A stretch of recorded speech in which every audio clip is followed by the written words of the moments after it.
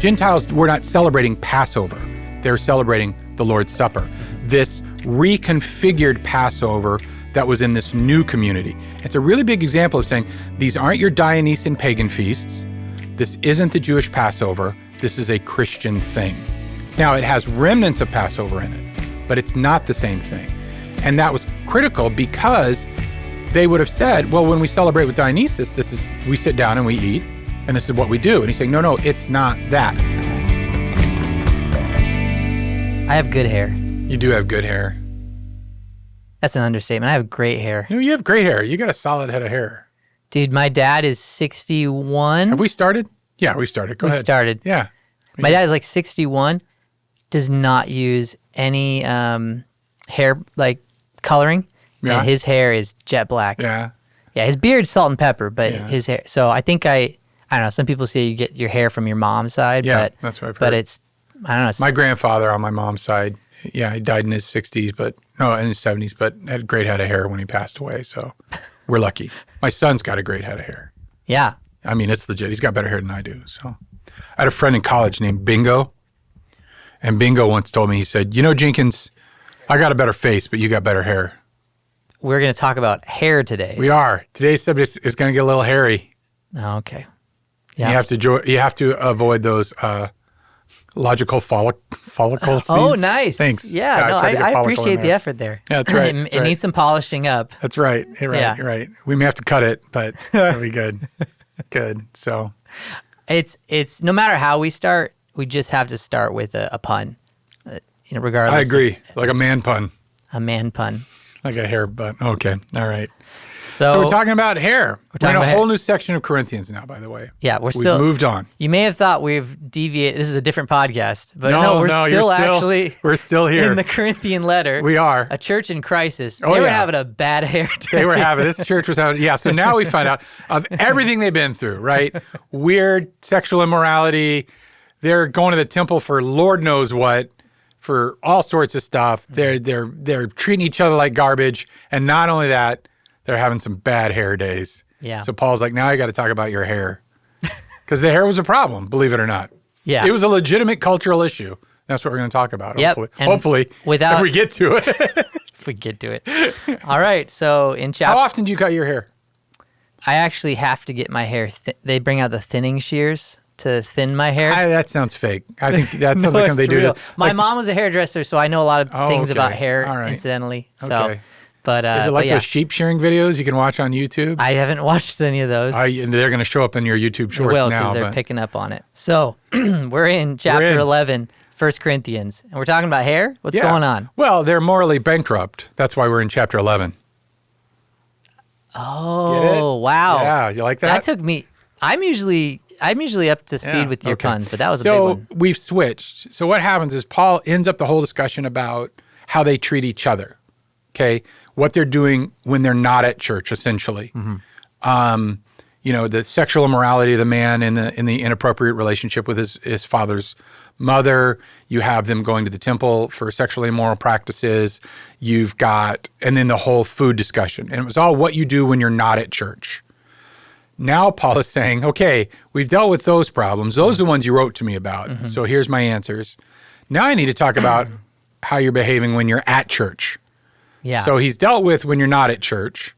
Now I got to talk about when you actually get together. And he's masterfully set this up because just as we talked about last week about the communion and some of the... Yeah, so he set up things. So some of the things he talked about last week, he brought... And if you go back and review some of the episodes, not only will you see the evolution of your great hairdos. Thank you. But you'll also see he drops these little statements in that they don't necessarily they seem in place, but you realize they bear fruit several chapters later. And this is an example.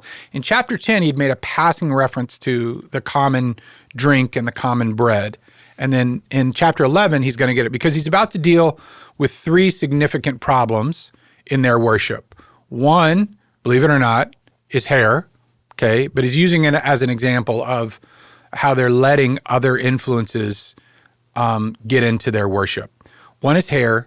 The next is how they celebrate communion, the Lord's Supper, and then what that reveals about them. And then in 12, 13, and 14 is how they exercise their spiritual gifts. So we're going to deal with these 3 significant worship issues that will include basically how they present themselves when they come to worship, how they treat each other when they come to worship, and then how they exercise spiritual gifts. And so the hair discussion is really kind of about how they behave, and then just the tone, the signal, the witness in a lot of ways of how they get together when they worship. So so we pivoted away from, as individuals, how you interact with each other has been a problem. Now it's as a church, here you are. So that's where he's at. So let's dive in. Let's go. So 1 Corinthians chapter 11, starting in verse 2, because 11:1 is actually the end of the previous section. And even Fee points out that's kind of a rough place to start a chapter. It really should start with chapter 2 or verse 2. Now I commend you. In other words, hey, I want to tell you something. You're doing great. Because you remember me in everything. I actually put a question mark next to that. I'm like, at what point have they remembered him in anything? But they remembered him. They kept saying they remembered him and then ignored him.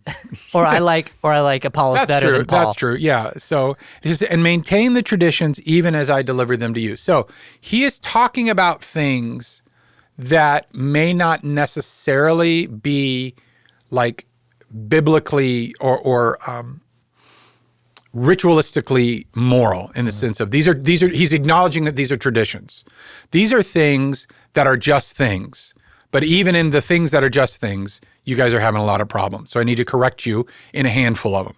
So he says, I'm going to commend you in this. He says, but I want you to understand.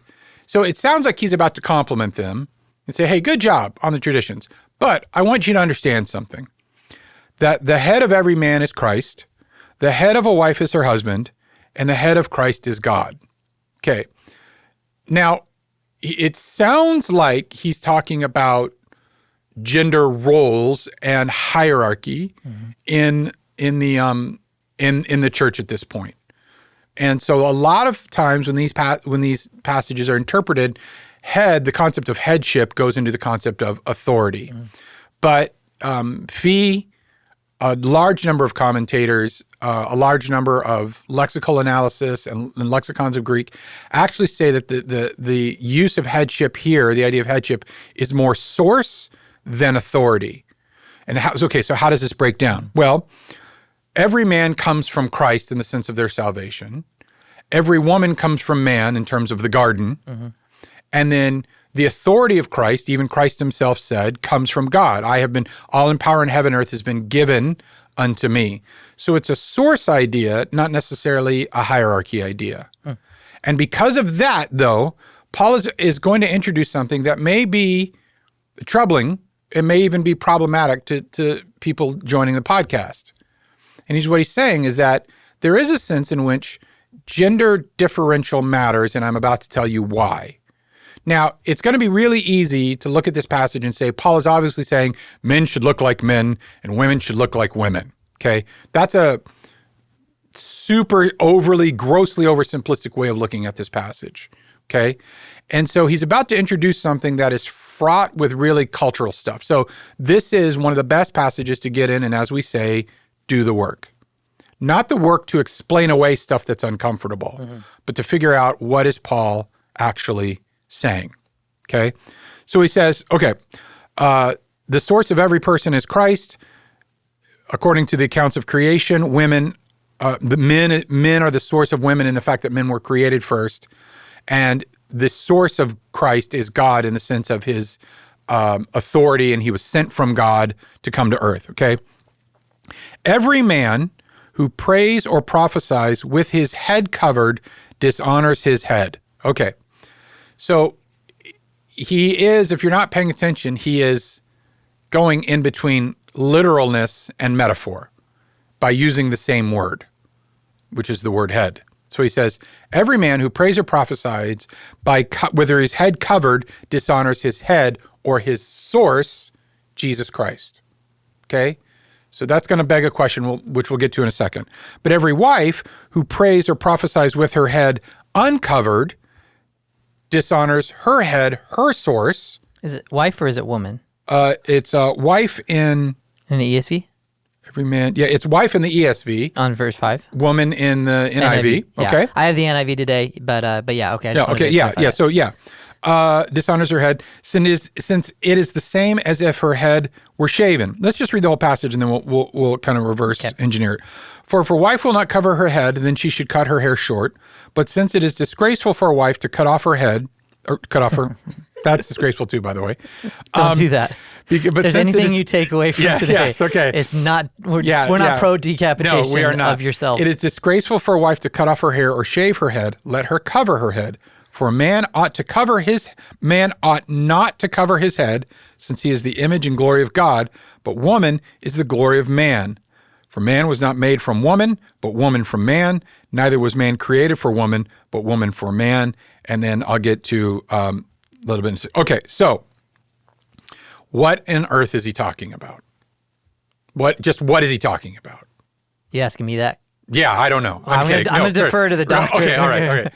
So there's two ways of looking at it. One is basically ritualistic head coverings, this has been interpreted. So there are lots of Christian denominations where the women always have something covering their head. You think of the Amish, you think of the Mennonites, you think of a lot of Orthodox churches. When they pray, women cover their heads, okay? Men don't. They come in to pray, there's no anything like that. And someone would say, see, that's exactly what he's saying. That supports our tradition, our ritual of women always covering their head. Because in the ancient world, a woman's head should be covered. Islam would do something similar in the sense of the hijab on some women, that kind of thing. They would argue that that's this cultural tradition, okay? That's one way of looking at it. Where that doesn't fall up to ancient cultural history is the idea that there aren't any images or instances of women covering their heads when they pray with like any sort of ritual shawl. In fact, Jewish men would often cover their head with their prayer shawl when they prayed. So you have these cultural, if you're taking it literally in the sense of actually covering your head with a fabric or garment or something, you have a lot of cultural inconsistencies. So that have to say, okay, so what that does is in your interpretive work, it should lean into, okay, is he talking about something else here? Is covering your head a metaphor for something else? And in fact, we can see that. So we're going to link an article by Philip Payne, Dr. Philip Payne, and he's from Cambridge, Trinity Evangelical Divinity. We're going to link to it. It's a great article. And he talks about how the concept of head covering in this passage was Paul talking about literally a woman having her hair up or having her hair wild and down. Okay, so that's what he is actually talking about. There's an interpretive decision that needs to be made here, and we are going to go with the interpretive decision that Paul is talking about. A woman should have her hair up when she is ministering, praying, and doing the work of ministry versus letting it hang down and be wild. Okay? All right? I'm tracking. Okay. I understand what's being said, yes. Right. A man, he said, should not wear his hair like that. That's essentially what he's saying. Okay. So what's the problem? Okay. In the ancient world, and if it feels like I'm going through hoops, I'm just trying to build the steps here. You're building this case that men shouldn't have man buns, is really what I'm hearing. No, I'm going to say anything. Okay. All right. In the ancient world, respectable women of dignity and decorum, women who were appropriate in public, quite simply, wore their hair up. Women involved particularly in the worship of Dionysus. So this would be cults that involved, or worship pagan cults that involved debauchery, involved sexual immorality, a lot of graphic sexual practices, just a lot of sinful practices, drunkenness, revelry, all that kind of stuff. When they would go to engage in that worship, they would let their hair down and it would be sort of wild and unkept. Okay? So Paul is saying that when you minister in the church, by the way, side point, Paul is assuming that women are prophesying, praying, and ministering in church at the equitable level of a man here. I just want to point that out. Paul doesn't say women stop doing this because men are only allowed to do this. He's saying women don't do that in the same way that those Dionysian, revelrous, sexually immoral, debaucherous cults behave. Don't bring that in here. So we started talking about that. We introduced that theme in the previous episode. The idea of the stuff that's out there, the stuff from your former life. Mm-hmm. Don't bring that in here. And in each of these three things that we've already mentioned, the hair, the Lord's Supper, and in worship, he's going to say, you cannot bring your paganism into your worship of Christ. So he says, here's an easy way to do it. When you worship women, when you're ministering in church, do it with the same dignity that you would be behaving in the public square. Just look normal. Just do what's culturally dignified, culturally appropriate for your person as in your standing in culture. You can find jars, vases, murals, reliefs, all sorts of stuff. And almost all of them, if the woman is doing something that a dignified woman of station or just even a normal participating person in society would do, the woman's hair is up. The only time women are depicted, I shouldn't say the only time, the vast majority of times, based on the research of women when their hair are down are when they are doing these pagan worship practices. The Dionysian cult, as we also know, was also very prominent in Corinth. So Paul is saying, don't look like the pagans when you are ministering in church. And what's interesting is he says, and men, don't you either, because the men in those cults would portray themselves as women, wanton women, open for sexual use, okay? So they would essentially dress like women and present themselves as women. Now, everybody's brains are firing in an issue. That is not this discussion. This discussion is about, honestly, worship. What does our worship communicate to people? The other questions that are firing off in people's brains right now about men that look like women and women that look like men and what's the science and what's the biology, what's the spiritual nature of all of those kinds of stuff, can be informed by this passage, but it is not driven by this passage, I don't believe. But what Paul does say is that it says men, in essence, should look like look like the man that God created them to be, which is someone of dignity, honor, restraint, moral restraint, not wanton sexualness, all that sort of stuff. And women should be in the image that God made them to be, respectable, dignified, confident, not adulterous, wanton, and, just out there doing whatever. Because the distinction that Paul is making, and this is critical, is the true mark of Christian holiness. That's not who we are. That's what they do. And if we go all the way back to chapter 6, once you were those things, Paul says, right, you're not anymore. So don't bring that in here. Because, jumping all the way to 14, if an outsider comes in and you're all prophesying and praying like a bunch of Dionysian, I hate to be graphic, but like a Dionysian sex cult, that outsider's not going to know the difference between us and them. And he'll talk about that, by the way, when he gets to even the exercise of godly spiritual gifts. He'll say you have to be restrained. So the heart of it is Paul is saying, don't bring in those pagan practices from those demonic, broken, debaucherous, immoral, life-destroying religious practices. Don't bring those into our worship services. You can, and I think it's critical. He's saying, women, you can prophesy in church. You can pray out loud. You can be heard. You can minister. And men, you should too. But both of you, when you do it, you should be appropriate to the image of God in you. And that's kind of the nutshell of it, right? He says, neither was man, let's go back to verse 9, neither was man created for woman, woman for man. He goes, and verse 10, that is why a wife ought to have a symbol of authority on her head. And then he says this, because of the angels. Yeah, again, question mark right there on my paper. I know, that comes out of nowhere, because of the angels. When did we start talking about angels? Why? Because in chapter 13, he's going to talk about angels. Angels in their speech, angels in worship, angels in authority.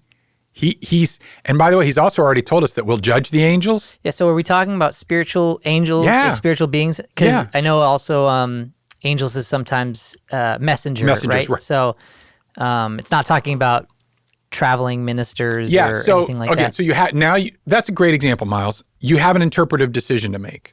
And your Bible may make it for you, by the way. Some translations may say messengers. Some translations are saying angels because the word is exactly the same. Paul would Fee's argument in this is that there was a belief that, and he thinks he kind of judges, again, Paul really did accept the spiritual reality beyond just God, Jesus, and the Holy Spirit.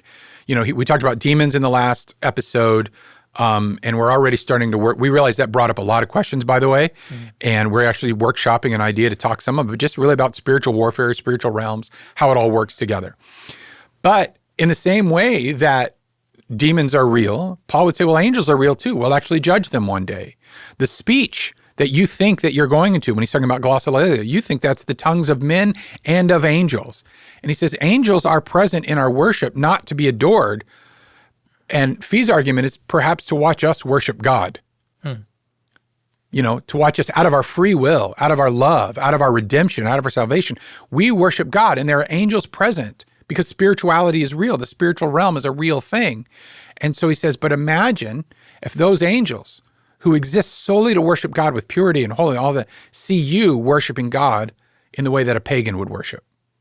And taking Yahweh's worship, the one true God, the worship of Jesus Christ, in the way that he asked to be worshiped, and you demand that you do it in the pagan way, which is your hair down, screaming wildly, Lord knows what else added to it.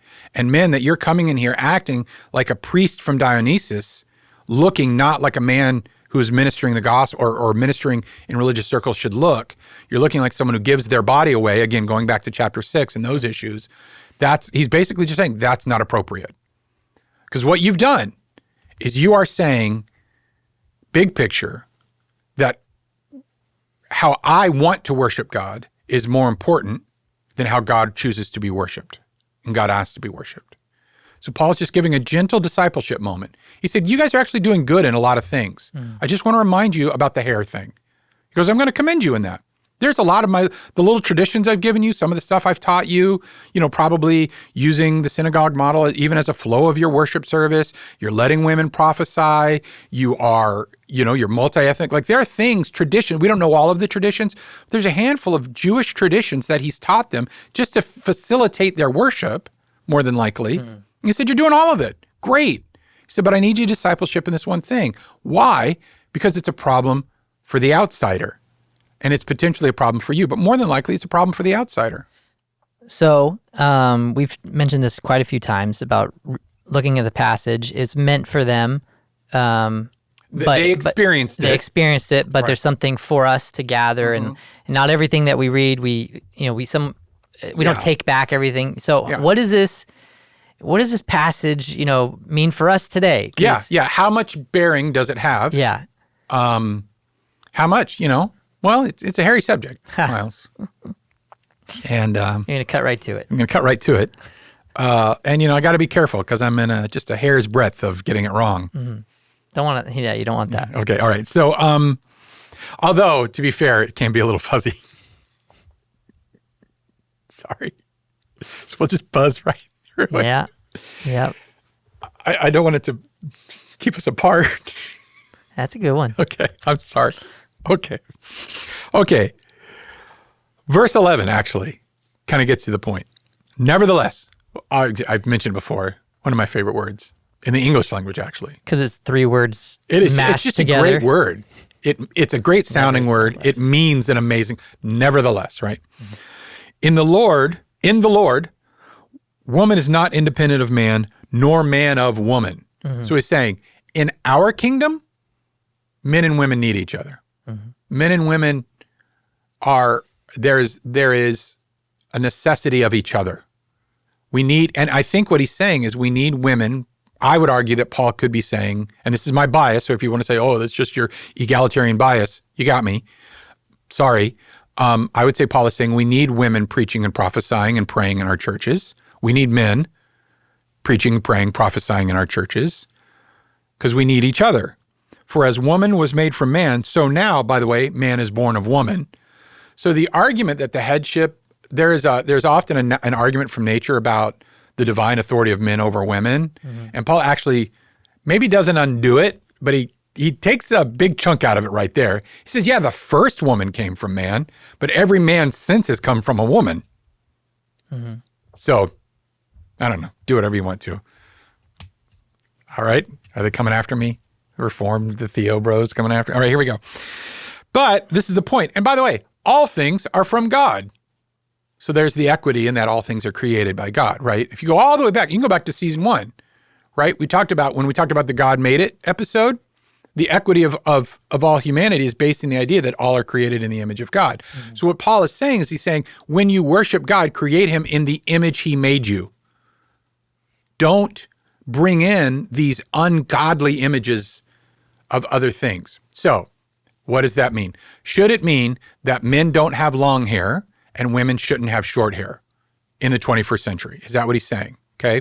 Now, Miles, both you and I, at certain times in our lives, as pastors, have had long hair. Should we confess that out loud? I think we can put a picture up. I don't know how much of a confession it is. It's just that's true. You currently have again, we're on record. You've got a great head of hair. It's a mane. Yeah. No, you're right. And the beard too. Thanks, man. It's a little weird.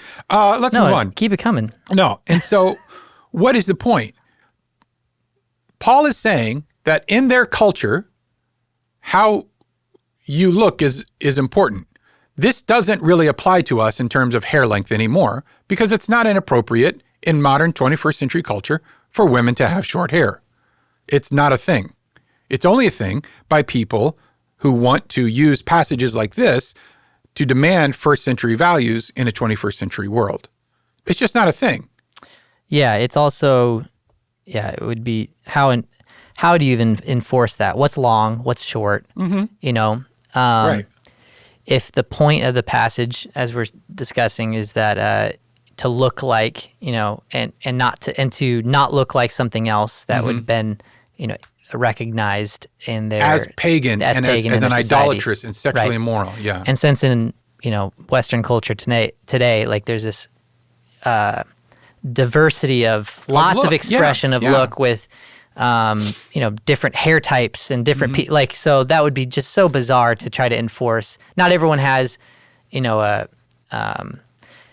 I don't know the science of like different hair types for different ethnicities and stuff, but there's some that, are wildly different from others. Right. So, and by the way, it is cross-cultural. There are some where long hair on a man would be culturally inappropriate. Mm-hmm. If I were a missionary to some place and I would go into that culture and I still had my long hair, and if someone were to come to me and say, hey, men in this culture it's a sign of this, that, and the other, it would actually be incumbent upon me to not sit there and say, whoa, I'm free in Christ. No, if it's a detriment to the outsider, Paul is saying, are you willing to? Because remember, all this stuff before was about a detriment to the insider, the weaker brother. Now he's talking about detriments to the outsider, that it would be confusing for them, okay? And people always say, so this is my favorite one. Well, Jesus had long hair. First off, you don't know that. Let me just start there. Men in the ancient world actually didn't have as much long hair as everyone thought.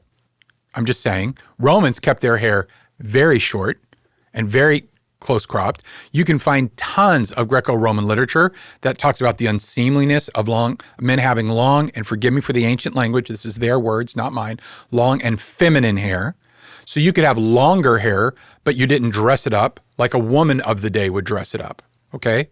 So that argument doesn't hold. The other thing would be is why would Paul be so legalistic about hair length and not care about something like circumcision, which actually is a biblical command? It shows that that's cultural, not immediate. Do you see what I'm saying? And so that is where he's going into with this. And he's trying to say it just doesn't work for where you're at now. Okay. Jewish men actually did keep their hair relatively short.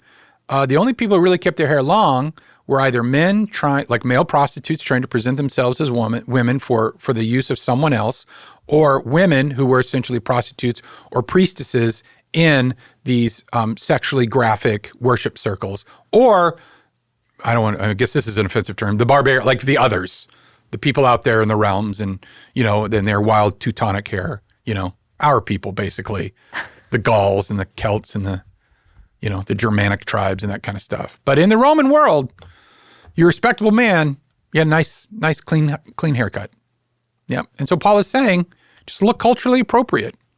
Why would you let your insistence on how you look offend someone from hearing the gospel? Why would you want that to be confusing? I mean, I think there's a massive question there. I think for us today, I think that there is a sense in which, I don't know, because I'll be the first to admit, I'm a little old school. I still have a lot of my holiness like stuff in me, and I know I have tattoos, and I know I have all that kind of stuff. But there's part of me, and every once in a while I just look at it and I said, if someone were to walk into any worship service, could they tell that we were different just by looking at us? Yeah. And that's a slippery slope. Yeah, I will fully acknowledge it. So the thing is that... But we're not doing... It's not to this level. Let me just say it's not to this level. And I'm not pushing against Paul here. Yeah, but push against me. Yeah, don't Paul. And not you either. It's just like there's also this... You could make an argument that there's beauty in looking at worship service, and there's this mosaic of folks from all expressions, all walks of life. Yeah. You know, whether they be tatted or pierced or whatever. Right. And that's not what I'm talking about. Yeah, I know. Yeah. It's just and I think Paul kind of makes this case in a couple of verses too, that this is, again, traditions and kind of culturally. Yeah, in 16. We'll get to that in a second, but let's workshop this point a little bit. Yeah, but just that it's, we're not making points of this is the proper way to. No, and by the way, Paul's telling them this. Right. Paul's saying, you realize you have a Dionysian cult, pagan temple in your city. You look like them. This is a new religion that nobody knows anything about. They're not going to be able to tell the difference. And by the way, it's not just your hair length. It's also how you prophesy, how you speak in tongues, the way you behave when you're worshiping. So if you combine, and jumping ahead, little spoiler alert, when you combine the chaos that he talks about in chapter 14 with the visual expression of some of their men and women looking like Dionysian priests and priestesses, I mean, you could just think of the poor person who said, hey, I heard about this religion. My boat just got in here. I was a trader. I was in Antioch. I heard about it. I understand it. I'm going to go investigate it. My family's become a part of this. I'm going to go investigate it. And you walk in and you can't tell the difference. Mm-hmm. You just can't tell the difference. And that's Paul's point, the burden that we have on the outsider. Now, where does it apply in church today? The hair length, it doesn't, just to be honest with you. I don't think it does. I don't think like tats, anything like that. Tattoos, hair length. I think that where I get hung up personally, it's probably clothing. Mm. And then just the way sometimes sermons are produced and like they just really push the line with secular culture in a lot of ways that are just very uncomfortable. I mean, you can find the reels on TikTok and all that kind of stuff. Pastors talking about, the only stripper I serve or, what they're doing is they are, rather than bringing Christ into a culture, they're bringing the culture and trying to bring it into Christ. And to me, that is a little bit of this without some of the demonic influence. But I just think it's like, what's the point in being separate if we're still that much the same? And at some point, surely it should affect our exterior. And I don't know that I have an answer. I feel like I should say that, but it's something we should discern. Right. That was the point I was going to make. Is just Paul. We just finished up chapter 10 talking about the kind of the pragmatism and weighing things out, weighing situations out for the sake of others. Like this is a continuation of that same ethic. I have an example. Yeah. I think. Okay. Do you remember there was a trend a while ago where pastors would like cuss in their sermons? I don't remember it being a full-blown trend, but I know that it was a thing. Yeah, there's a little bit of a thing. There's a little bit of that, right? Okay. So to me, that would be like, well, do I have the right to cuss in my sermon? And that problem said, yes, I have the right. And then my question would be, okay, so you have the right. Is it helpful? Was it beneficial? Does it make us demonstrate what God has done in our life? That we have come out from among the world and been separate? Like, does it do that? Well, that's a good question, because there may be some that would say something like, yeah, I'm demonstrating that, for people who use that vernacular, that it's that they're welcome here, that we're not stuffy and not really. So who knows? Yeah, I don't know. Or like a pastor, I remember out here in our region, pastor was proving a point about alcohol. He preached with a beer, sitting on the pulpit the whole time. Really? That's crazy. Yeah. And so I'm like, okay, yeah, I guess. But it feels more, honestly, and maybe, I guess, everyone's getting to find out how legalistic Brian is. But it feels like a gimmick more than a genuine outreach, in my opinion. Am I allowed to do that? Yeah. Well, it's not really the nature of our show, but. I mean, yeah, we're all, but the fact that it was, everything is can be so removed from its original context, right? Things that are posted on the internet. This show is going to be, on forever, right? Like, not that, that was something brilliant about what we did. It's just the nature of things, right? And so who knows what his intention was, but is there a responsibility then that that person has to anyone who might come across it in the future? Perhaps. Like, these are things to weigh out when you're putting together a sermon and choosing the language and all these things, is that what you say and what you do is it's broadcasted, that you've participated. Literally now it is. And you've participated in that broadcasting. How much of that is going to do good versus cause confusion versus, and to some people, like with the issue of eating meats would cause someone to stumble. Right. Like, and I'm not saying that that's what happened with that. I'm just saying that when you're as Christians, we're introduced to this ethic of like trying to make sure that what we do is not hurting or harming or hindering other people's relationship with God. Yeah. Not to be so bent out of shape that we can't do anything, right? Right. You can't be. You're afraid of have a zip line down onto the pulpit on Easter. You could do that.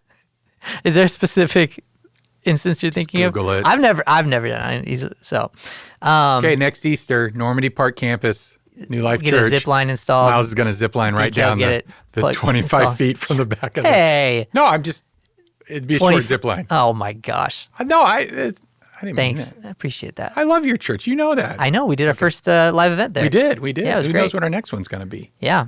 Anyway. Well, at any rate, but okay, just the zip line joke, right? That actually does mean, the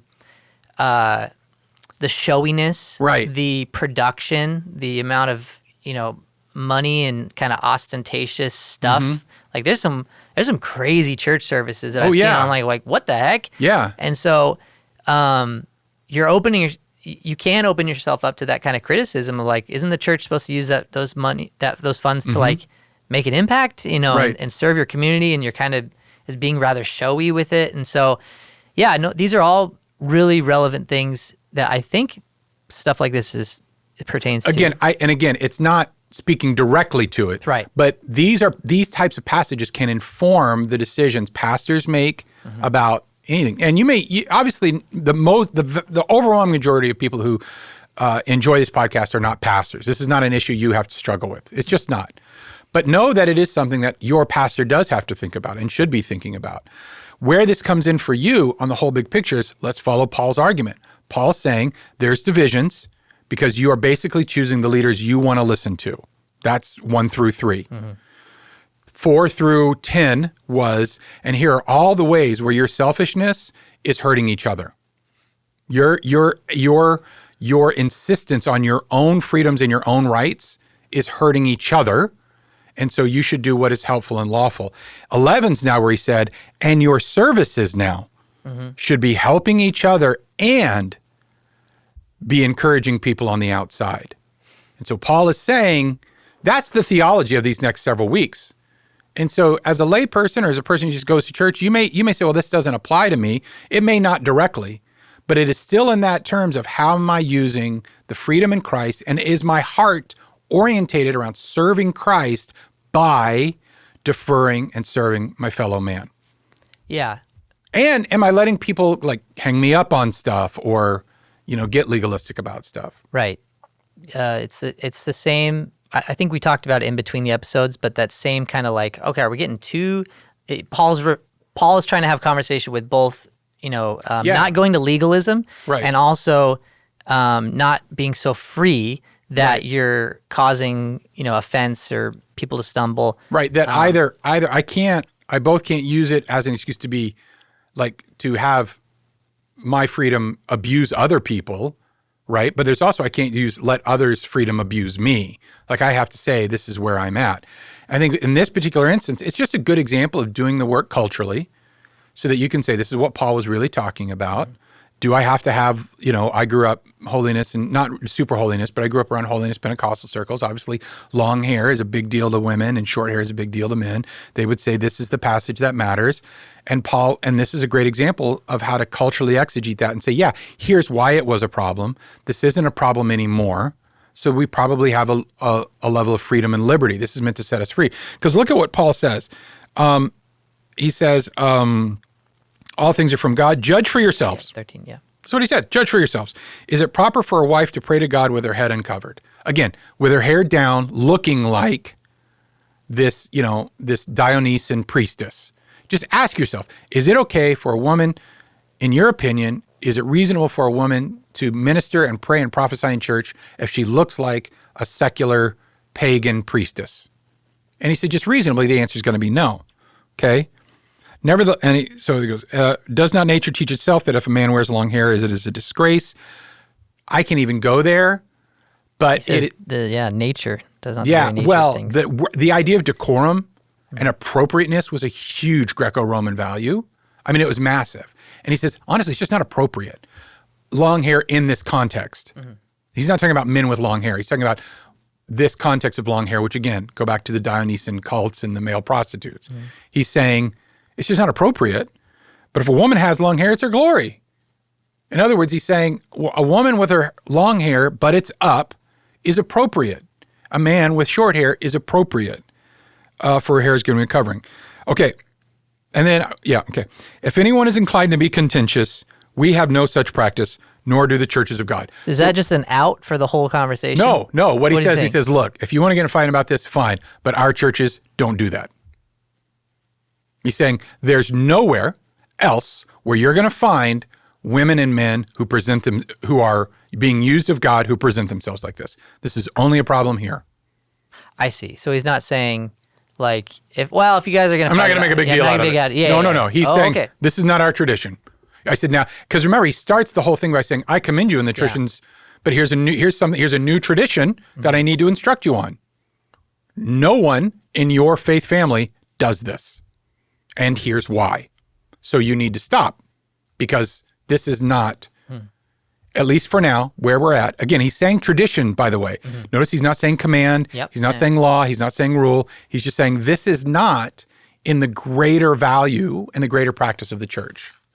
So he's almost saying, but no one, he's going back to the other. You guys are just being weird. You're freaking everybody out and you need to stop. So he says, and you guys have actually been really good when I've given you these little traditions. So here's a new one. And that matters. Yeah. And the head shave thing, we'll do that in the what did we miss? We don't have time to get into that. Yeah, let's keep moving on. Yeah, because of the big thing. The big thing. Yeah. So the Lord's Supper. The Lord's Supper. So that's like a good section of talking about that practice, that tradition. Again, a public worship practice. Right. Okay. Mm-hmm. So now he moves on to another public gathering worship practice. And he says, but this thing I don't commend you in. Oh, no, you guys are getting this way wrong. Yeah. Verse 17, but in the following instructions, I do not commend you. In fact, here's why. Because when you come together, and he uses that term come together 5 times, it is not for the better, but for the worse. It's a good song, by the way. He said, what? Come together. Oh, yeah. Okay. All right. Sorry. You really threw me on that one. I'm like, what song is called 5 times? Well, they say it about 5. Listen to what he says. He says, it's actually better if you wouldn't do this at all. You guys are so bad at this. It would be better if you just, your communion is actually detrimental. The way you are celebrating the Lord's Supper is detrimental to everyone spiritually. That's how off they were. Yeah. And not, again, same thing. Very similar to the pagan, Dionysian worship stuff that just all over the place. All over the map. Not orderly, confusing. Yeah. Some people are eating. Some people don't get any food. So we start breaking it down. But basically, since if you assemble to eat and you're divided in eating, that's how messed up you guys are. You can't even getting together to eat the Lord's Supper together right. And it is actually a very significant thing. It's incredibly significant. Because, the fact that Christ ate with sinners was, something his detractors, lobbied against him. Because in that culture, to eat with someone, and it's still so true today. But in a certain way, but even more so. The hospitality of this honor-based culture, it's... to have someone in your home was essentially to say your family. Well, and the I'm taking it back to the Jewish tradition, but they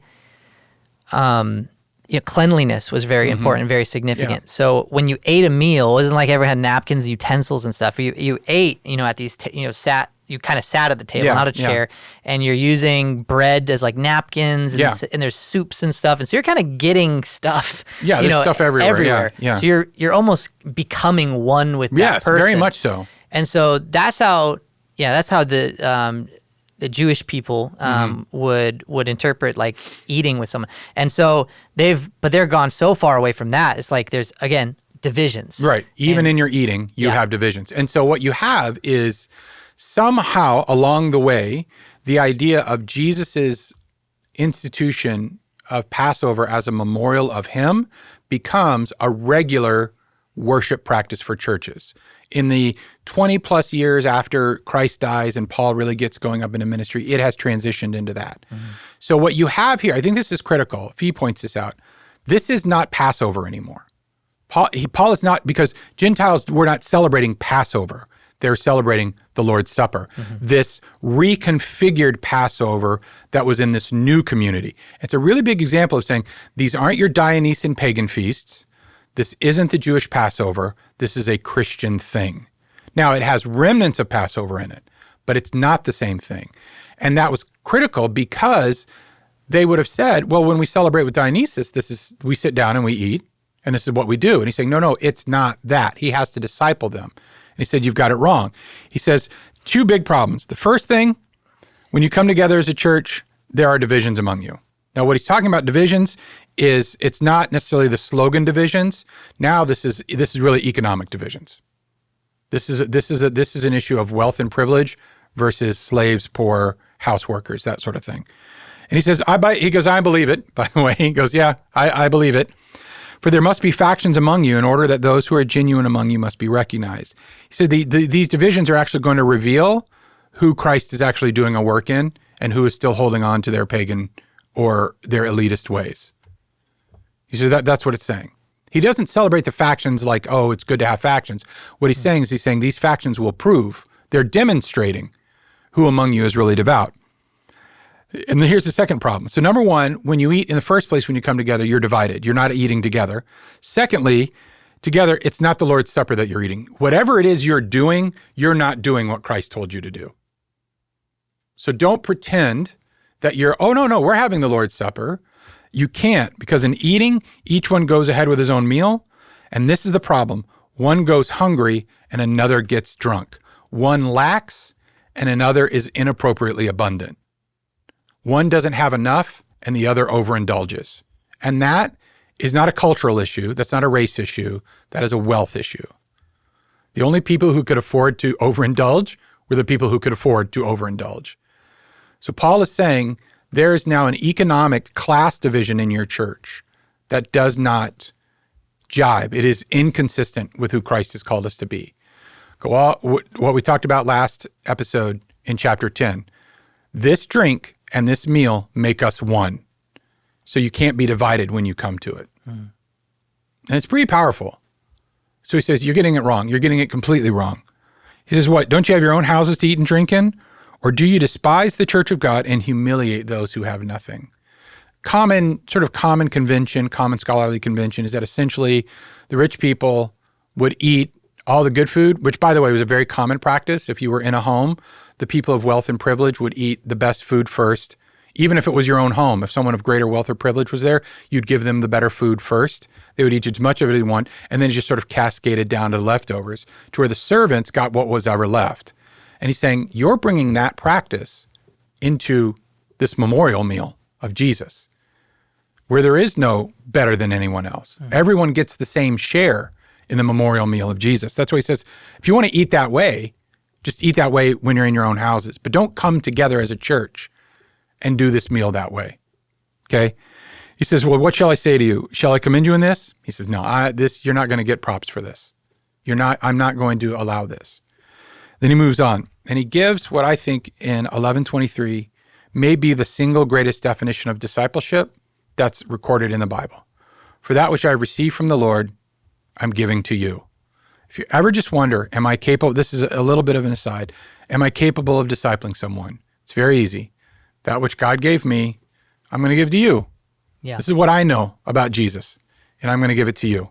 This is what God showed me, and I'm going to give it to you. I don't necessarily have to know or understand everything else.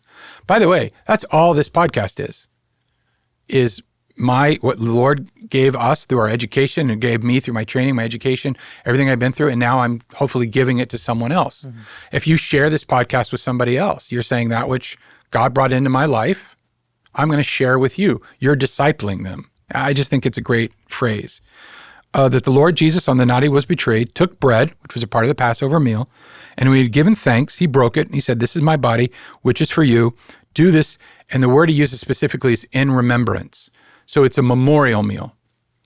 It's essentially a memorial service to remember and memorialize what Christ did. What's really interesting is he's quoting almost word for word portions of Luke's gospel and portions of Mark's gospel. So it could be argued that this passage right here is the proof of either an established oral and perhaps even written tradition of at least Mark and Luke by the time that Paul writes this letter. Yeah. I mean, he's almost quoting them verbatim. Now, we did know that Luke and Paul traveled together, so he would have gotten this story. But Paul has obviously been exposed to Mark's gospel as well as Luke's. So let's, real quickly, the earliest writings we have of those gospels are in the first century. Existing writings? Or yeah, I guess. Like I can go and point a copy of it? No, I'm saying like when we thought they were thought to have been written. Yeah, so mid to probably mid first century, so 50s, 40s, 50s, 60s. 40s, 50s, 60s, right? Yeah. And then Paul's writing this in the 50s. Is he writing in the 50s? Yeah, late 50s, early 60s, because he dies in 65. Yep, that's right. Okay, traditionally. So we're saying that, but because it may not have been written just quite yet, that there is this oral tradition. There's either a strong oral tradition that had yet to be physically recorded, or there could have been sort of beginning recorded, written down scrolls. Got it. Because it is an exact quotation in some. It's not exact. He does move some stuff around. That's a good question. How often does he pull? This is it. Gospel. This is it. Really? And then there's another time where Jesus said, "Is blessed to give." He quotes that. But that one's not so much that's more direct translation. That's more like a proverbial teaching. Yeah. But there are some scholars who think that this is almost, it would have been a shared, understood document that had circulated, or a shared, understood oral tradition that had circulated, and Paul is reflecting on their gospel as the way that he is teaching about the Last Supper. Interesting. Yeah. That's good. Yeah, he says, and then he took the cup after supper, which is, again, we don't want to get too far into Passover stuff, but it's an important cup in the meal. It's the final cup of the meal. This cup is the new covenant in my blood. Do this as often you drink it in remembrance of me. Mark is the one who says, for the remission of sins. For as often as you eat this bread and drink this cup, you proclaim the Lord's death until he comes. Tons of stuff going on there, all sorts of things. But essentially he's saying, we do this, we remember, but Paul is the one who adds this eschatological last days, last things tag to it. We do this until he comes. Not if, until. This is embedded in the promise of this great and glorious day of the Lord. I love how these beautiful passages that we reference in like our services and in weddings come straight out of rebuke to the Corinthian church. He's having to reteach them communion, essentially. Yeah. They're so off base that he's saying, do you guys know what you should be doing? Jesus taught us to do this. Think of all the things we do in church that Jesus never said do, right? But this is one thing where he said, that you need to do this. Now, how often you do it, it's obvious they didn't do it at every meal because he talks about eating at different times and all that kind of stuff. But he's saying when you get together to do this, you need to remember this. What you're doing is a memorial to Christ, the highly elevated, who gave of himself to serve the lowest. And you keep doing that until he returns. Yeah, in verse 27, so then whoever eats the bread or drinks the cup in an unworthy manner will be guilty of sinning against the body of the blood of the Lord. So I know you're saying okay. So is it, I think some people have taken that to mean like if you've sinned and you've not like received forgiveness of it or tried to have sought forgiveness for the sin, that by participating in communion you're doing something wrong. Is that what you're kind of? No, so this passage terrifies people.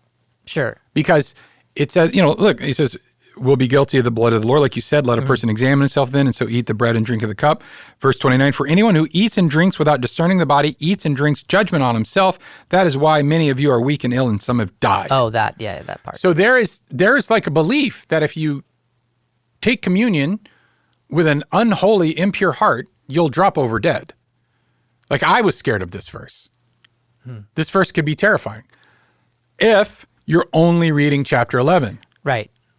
But if you go back to chapter 10, he talked about confusing your meals with pagan worship. Oh, okay, I see. So they're in the pagan worship, they're not, yeah, it's the cup of the dead. No. Like that, it was the participation. Remember, we talked about that in the last episode. Yeah. If I'm eating the Christian meal, communion, I'm participating in the body and the blood. I'm fellowshipping with Christ through this meal. Okay? But if I'm participating with demons, I'm also participating and fellowshipping in those pagan rituals. So he says, if you're doing that and then you come over and participate with Christ, that's doing it in an unworthy manner. You're spiritually unworthy.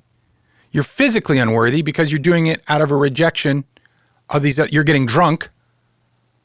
You're overindulging. So you're dishonoring it spiritually because you're still engaged with your pagan life and depending on it, right? You're dishonoring it with your physical body because you're getting drunk and you're abusing it. And he says, and you are abusing this, or you are missing the point. You're not discerning what's really going on. You're missing the point relationally because you're leaving your poorer brothers and sisters out. Yeah. You are missing this on a spiritual, physical, and relational level. And that is why you have the problems you do. Not some like curse of God smiting people. It's not like the cup in the done something wrong. No, it's not like the cup in like Raiders of the Lost Ark. No, the final one. That's not Raiders. Yeah, it's the Holy Grail. Indiana Jones in Search for the Holy Grail. Yeah. Of the Raiders of the Lost Ark franchise. The franchise is called the Raiders of the Lost Ark. And we're not getting into this anyway. And he drinks. He says, "You drank unworthily." Is that how you get out of things when you're wrong? Yeah, I am. I'm going to be Paul. We don't have traditions concerning this, so I'm going to move on. So anyway, it's like, if that's what we think, really. We drank from the wrong cup and we're going to drop over dead. Like, I know people that legitimately fear that. What he's saying is, do you get it? Are you discerning what this is all about? Because if you are not discerning what this is all about, then you are dishonoring it. If you are choosing to maintain your pagan dependence because you just like it or you still believe in it, or the only reason you're drinking the cup of Dionysus or the cup of Sopolis or whatever, you're doing that. And then you come in and have the cup of Christ together, you don't know what's really going on. If you get drunk and you overindulge so that you can't celebrate communion with your brothers and sisters, you're missing the point.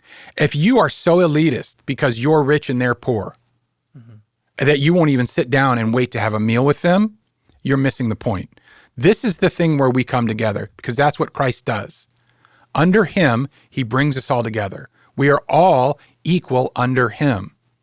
And we have to spiritually depend on him. We relationally are bound together with him. We allow him to restrain us. I mean, it's all there. Now, verse 30, many of you are weak and ill and some have died. Fee is like, oh, no, it's kind of metaphorical and their church is suffering and ill. And I'm like, I don't know. There's some crazy stuff going on in the church back then. Maybe it was true. I don't know if it was true or not. Like, I don't know if it's literal or figurative. Well, I was almost thinking like maybe the practices, in those cultures, like risks of like they weren't handling the meat properly, undercooked or something like, No, it'd be more about just the practical risk of an indulgent lifestyle also. Because you're not moderating yourself. But I there may be spiritual realities to this that I don't know. But the point is this, in an unworthy manner, so he says, but if we judged ourselves truly, we would not be judged. In other words, if we were taking care of ourselves and our motivations, God wouldn't have to correct us.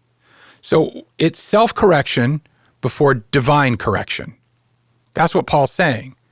So Paul is saying, I'm pleading with you. Deal with this. He is saying, in fact, you need to check yourself before you wreck yourself. That's exactly what he's saying. He's saying you need to do this. If you judge yourself, you'll be fine. In other words, if you discern, if you look at your motivations, come into the body of Christ, rely on him only. That's the spiritual part. Rely on him with restraint, that I'm not going to overindulge in this thing to prove whatever, and sit down with the members of your household, with your slaves, sit down with women and children. We do this together. Because if you look at criticisms of the early church, this was the problem that they had, that the wealthy did eat with the poor, that adults did do this with children, that Jews and Gentiles did this together. Corinth was taking the most powerful symbol of Christian unity and abusing it and getting it wrong. And Paul says, I cannot let that abide. Yeah. I have to show you what's really going on. So then, verse 33, when you come together to eat, just wait. Just wait. And if you're hungry, eat before you get there. It's that practical, so that when you come together, it will not be for judgment. It's a good just practice anyway, to make sure to eat before you go somewhere. Yeah, that way. Especially your protein. That's exactly what I'm saying. Eat your protein first. If there's not going to be some protein there. I make sure I get those chicken nuggets in before I go anywhere. The protein for the bro team. That's right. Okay. And then one of the most ominous statements in the whole book. About the other things, I'll give direction when I come. Yeah. That's like, what? That's like clean up your room before your dad gets home. Yeah, wait till dad gets home. He goes, I can't even deal with the others. And then, of course, I'm like, what are the other things? Yeah, he's like, because Brian Jenkins is going to talk about this on a podcast in a few thousand years, I'm going to just not say what the other things are. Yeah. What are the other things? But he said, I can't let, but it's interesting to say, I can't let this Lord's Supper communion thing slide. This is us now. You're not Jewish anymore. You're not Gentile anymore. This isn't Passover, where you're allowed to leave people out because they're not ritualistically pure. This isn't Dionysian or these other pagan cults where you get to do whatever you want and indulge yourself. This is our thing. This is our meal, and it reflects the very thing that Jesus asked us to do. Remember what he did for us. Remember what he did for us. Yeah. And Paul's just getting started. And he is just getting started. Yeah, we'll pick this up next week. It's going to be exciting. But I think we'll wrap it up here. All right. Well, thank you for joining us. Make sure to take a second to like and subscribe for notifications. Follow us on social media. Share this conversation with a friend. And make sure to leave a 5-star review on your podcast app so others can find us. Thank you, Dr. Brian Jenkins. Thank you, Pastor Miles Langrock. Nice hair. Thanks. Grew it myself.